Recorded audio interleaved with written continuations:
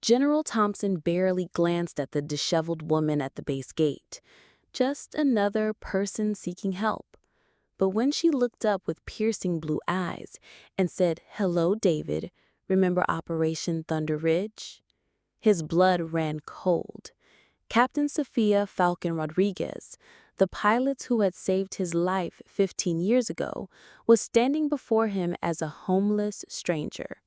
The morning rain had turned the entrance to Fort Harrison into a muddy mess, and General David Thompson was running late for his staff meeting when he noticed the commotion at the main gate. Two security guards were speaking with what appeared to be a homeless woman, their voices carrying the patient but firm tone reserved for people who needed to be redirected to civilian social services. General Thompson had seen this scenario countless times during his 30-year military career. Homeless veterans, desperate families, confused civilians, they all eventually found their way to military installations, seeking help, shelter, or simply someone who would listen to their problems. The guards handled these situations with professionalism and compassion, but they also maintained security protocols that kept unauthorized personnel away from sensitive military facilities. "Ma'am, I understand you're looking for assistance, but this is a restricted military installation," Sergeant Williams was explaining to the woman. "There are civilian agencies in town that can help you with housing and social services." The woman stood with her back to General Thompson, but even from a distance, something about her posture struck him as unusual. Despite her obviously difficult circumstances, torn clothing, unkempt hair, and the general appearance of someone who had been living on the streets, she carried herself with a bearing that suggested military training. Her stance was straight, her head held high, and her hands remained visible and still rather than fidgeting with nervousness.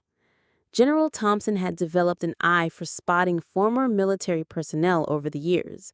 There were subtle indicators that distinguished veterans from civilians: the way they stood, how they responded to authority, their instinctive awareness of their surroundings. This woman displayed several of these characteristics despite her disheveled appearance. "Sergeant Williams, what's the situation here?" General Thompson asked as he approached the gate.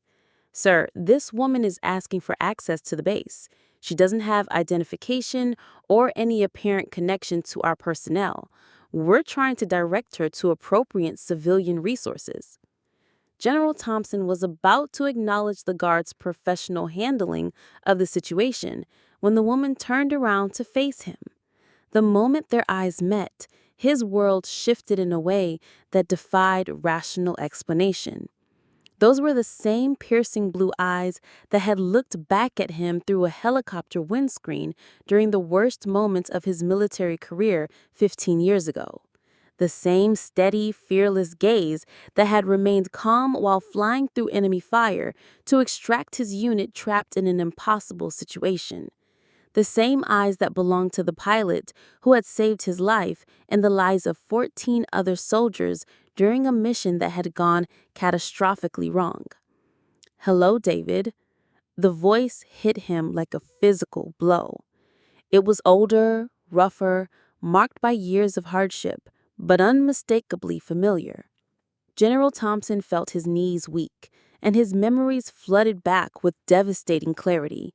Captain Sophia Falcon Rodriguez had been the most gifted pilot he'd ever served with, a woman whose flying skills bordered on supernatural and whose courage under fire had become legendary among the units she supported. She had been his friend, his fellow officer, and ultimately his savior during a mission that should have killed everyone involved. But the woman standing before him bore only a passing resemblance to the confident, immaculate officer he remembered. Sophia's once pristine uniform had been replaced by torn jeans and stained jacket. Her hair, which she had always worn in a regulation military style, now hung loose and unkempt. Most shocking of all, the pride and confidence that had once defined her military bearing seemed to have been replaced by something that looked disturbingly like resignation. Sophia. General Thompson's voice came out as barely a whisper. My God, what happened to you? The security guards exchanged glances, recognizing that their general knew this woman, but uncertain about how to proceed.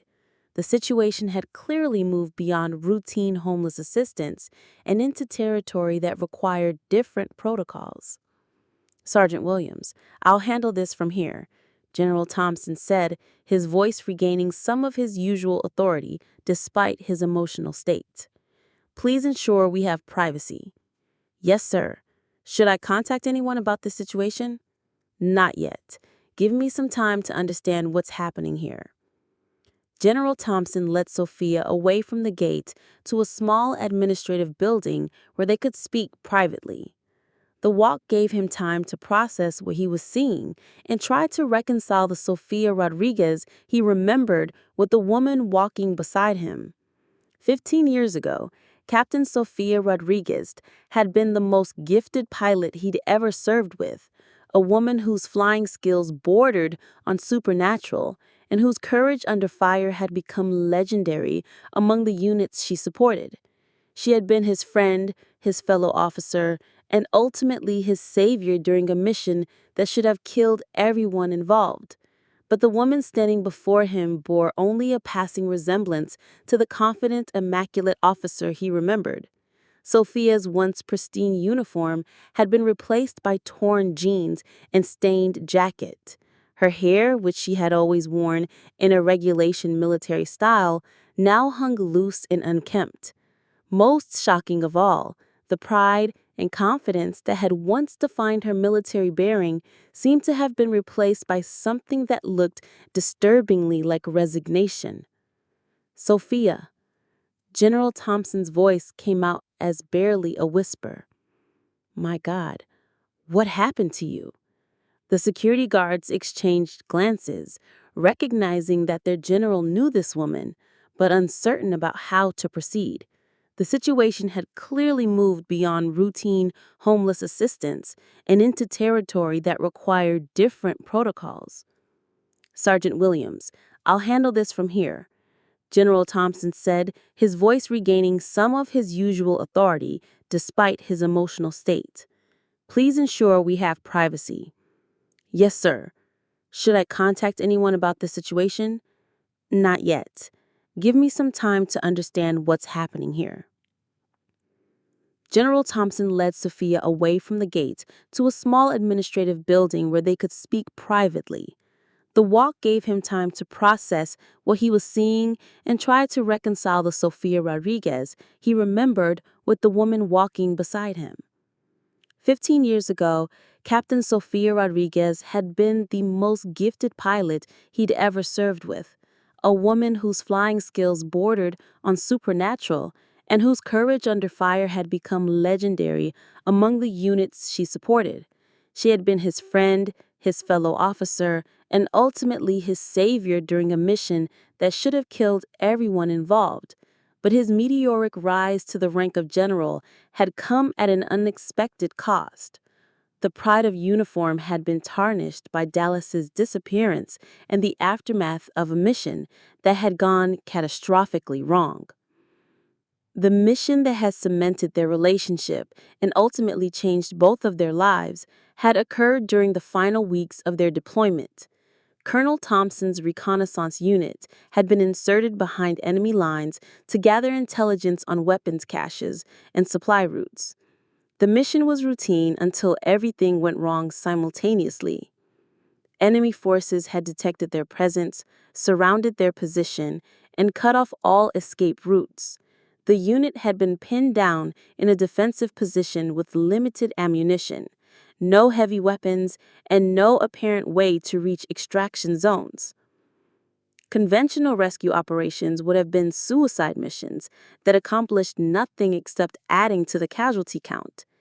Captain Sophia Rodriguez had volunteered for a rescue mission that violated every safety protocol and tactical doctrine in the military handbook.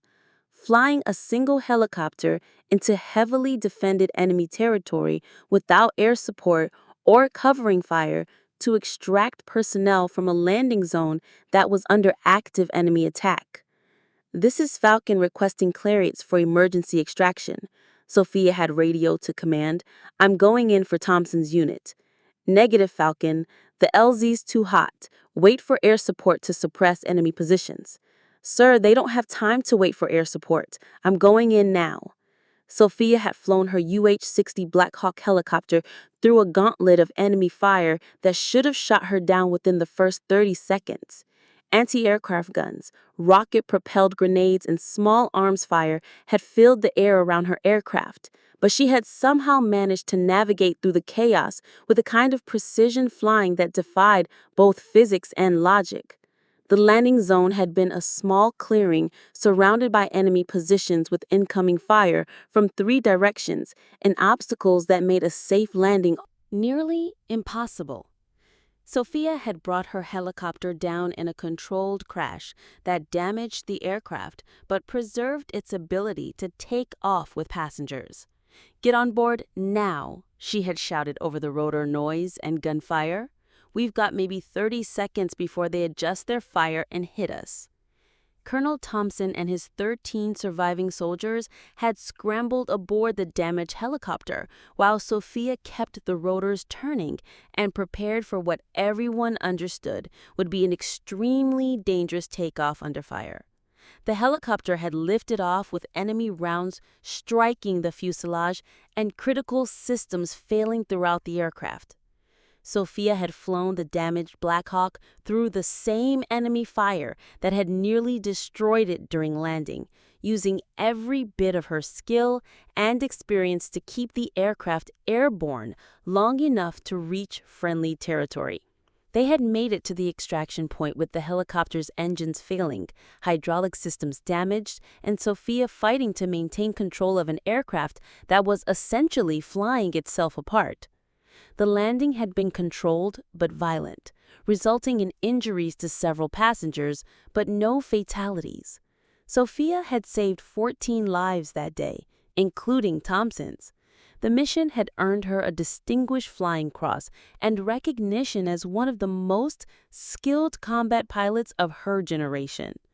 It should have been the foundation for a distinguished military career that would have taken her to the highest levels of military aviation. Instead, it had marked the beginning of the end of her service. "Sophia, I need to understand what happened to you. The last time I saw you, you were being promoted to major and assigned to a prestigious flight training position. How did you end up like this?" Sophia looked around the small office where they were sitting, her eyes taking in the military decorations, unit photographs, and administrative paperwork that marked it as belonging to a successful career officer. The contrast with her own current circumstances was obvious and painful. "David, a lot has happened since Operation Thunder Ridge.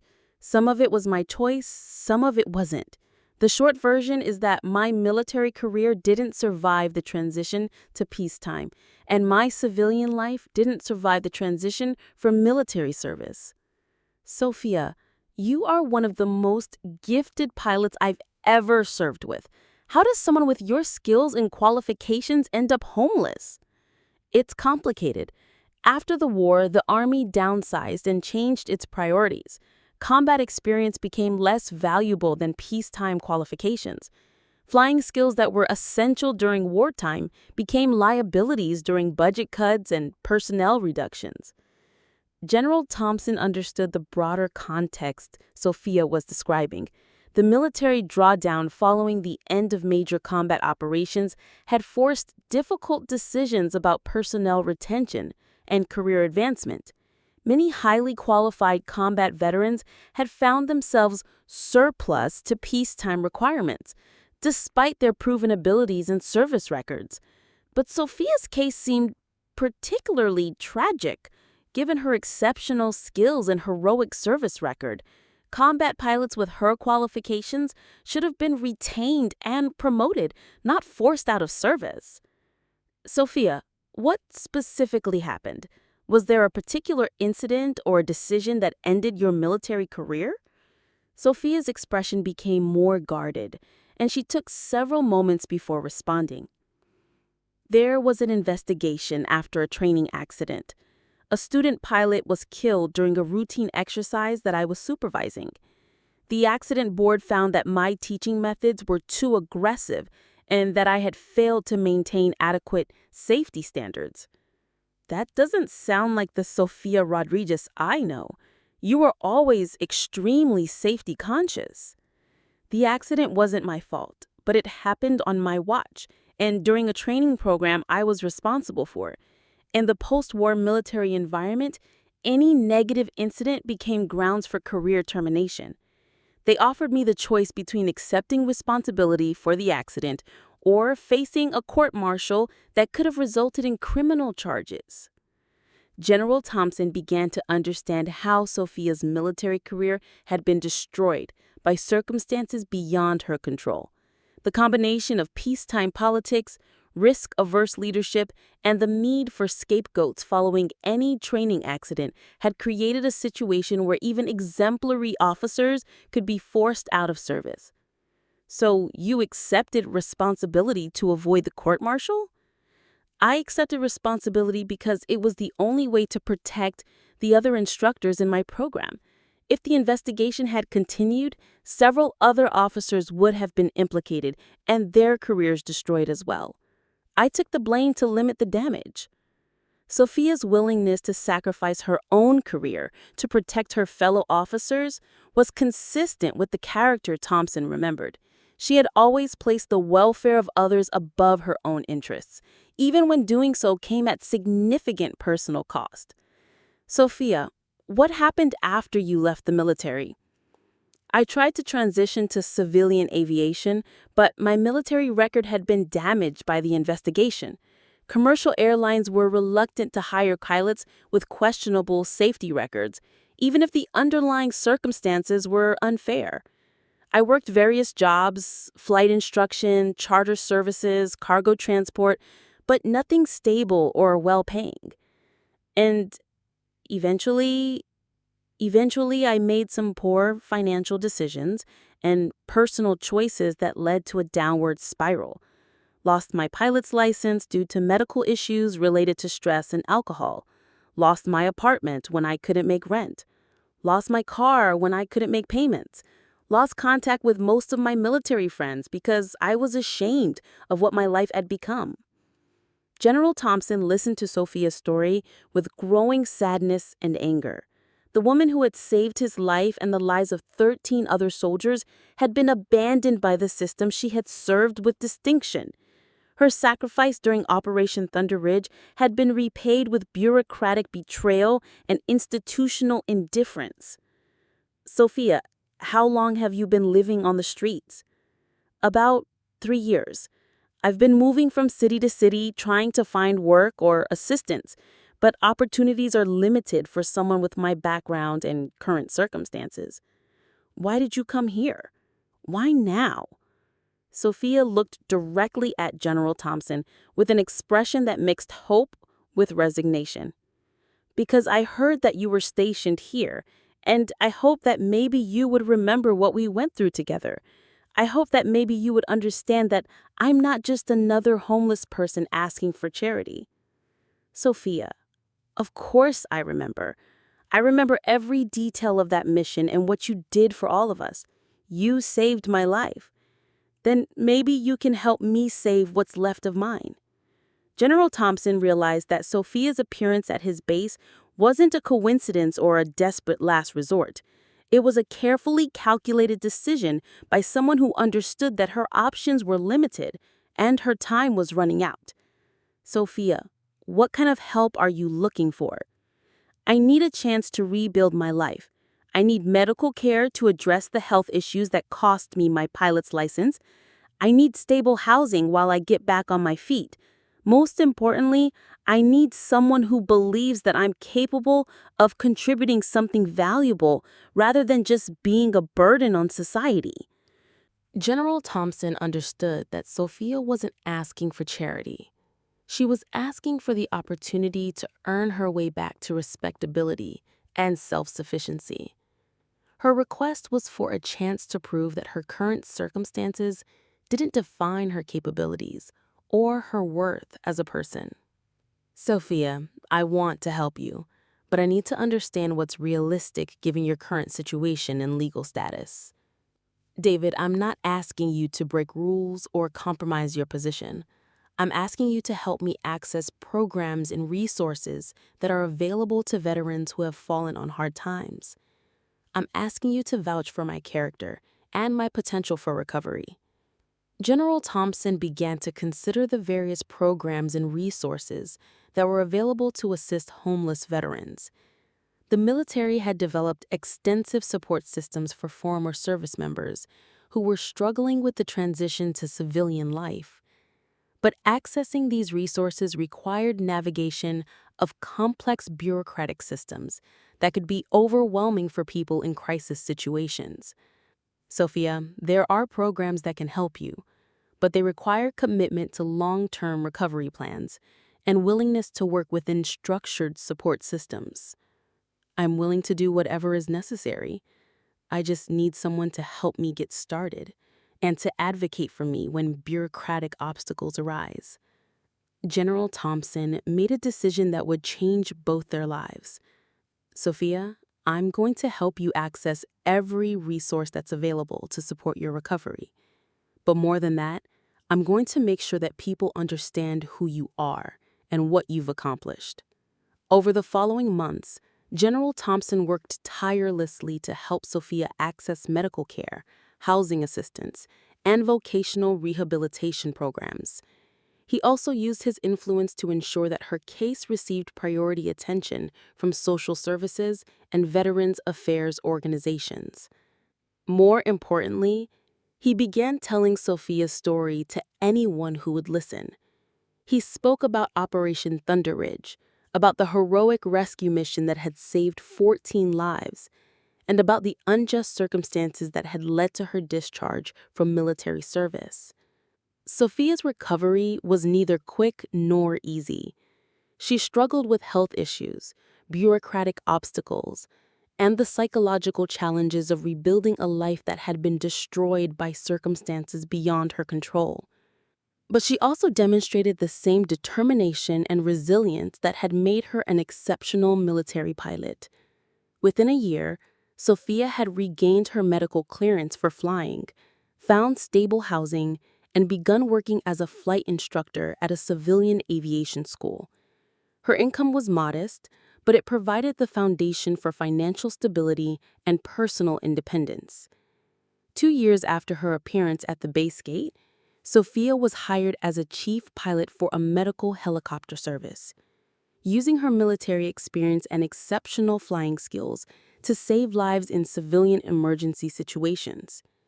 Her career had come full circle, returning her to the kind of life-saving aviation missions that originally defined her military service. General Thompson attended Sophia's promotion ceremony at the medical helicopter service, where she received recognition as their most skilled and dedicated pilot. During his speech, he told the audience about Operation Thunder Ridge, about the heroic rescue mission that had saved 14 lives, and about the unjust circumstances that had led to her discharge from military service. Ladies and gentlemen, Sophia Rodriguez didn't just save my life 15 years ago. She taught me that true heroism isn't about single moments of courage. It's about the determination to keep serving others, even when the system fails to serve you. Sophia's response was characteristically modest and focused on the future rather than the past. General Thompson saved my life by believing that people deserve second chances, and that past service matters when evaluating someone's potential. I hope to spend the rest of my career proving that his faith in me was justified. Today, Sophia Rodriguez serves as chief pilot for the largest medical helicopter service in the region, commanding a fleet of aircraft and pilots who provide emergency medical transport for critical cases throughout the state. Her military experience and exceptional flying skills have saved hundreds of lives in civilian medical emergencies. General Thompson remains one of her closest friends and strongest advocates, frequently speaking about the importance of supporting veterans who have fallen on hard times and ensuring that heroic service is never forgotten or abandoned. Sophia's story has become a model for veteran recovery programs, demonstrating that even the most difficult circumstances can be overcome when appropriate support is combined with individual determination and the recognition that past service provides the foundation for future contributions. Have you ever encountered someone whose current circumstances didn't reflect their true capabilities or past achievements? Sophia's story reminds us that heroism can be hidden by hardship, and that some of our most valuable citizens may be invisible until someone takes the time to look beyond appearances. The general who barely glanced at a homeless woman learned that some people carry their service with them long after their uniforms are gone, waiting for someone to remember that heroic actions create obligations that extend far beyond the moment when they occur. If you believe that heroic service deserves lifelong recognition and support, share this story. Because somewhere, a veteran who once saved lives is asking for help, not knowing that their moment to be remembered and honored might depend on someone recognizing that true heroes never stop being heroes, even when the world stops recognizing their worth. Sophia Rodriguez didn't just save lives during Operation Thunder Ridge. She proved that some debts can only be repaid by ensuring that heroic service is never forgotten, and that those who serve others deserve to be served in return when their own lives need to be saved. Thanks for watching. If you like this video, you can subscribe to see more incredible stories like this one.